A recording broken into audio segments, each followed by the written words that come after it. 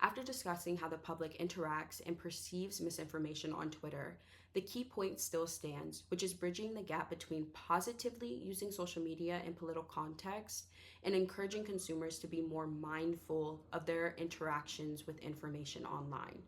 This proponent is summed up by discussing the need for individuals to improve their media literacy and critical thinking skills. With that, I want to take a moment to call for further research to study the ways media literacy can be taught and implemented in high school education.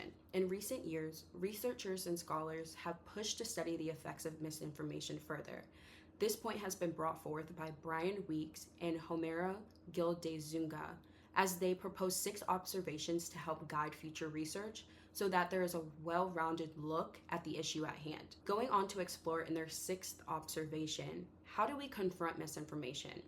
They review prior research that details fact-checking methods are not typically sought out by people when they are on social media as they are not readily available. Then they go on to write that there is a push to reduce the exposure of misinformation at the level of the platform themselves.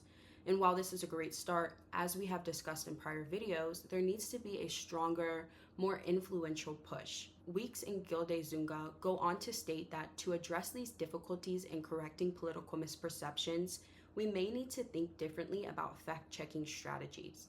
In order for corrective messages to be effective, they must ultimately be influential and persuasive.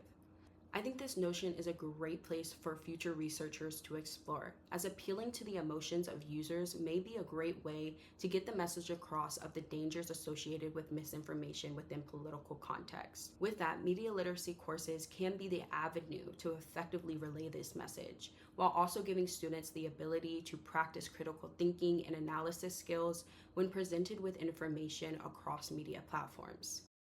Concluding here today, I encourage you to evaluate the ways that you engage with information online and to pause for a moment before sharing any news sources that may come across your feed.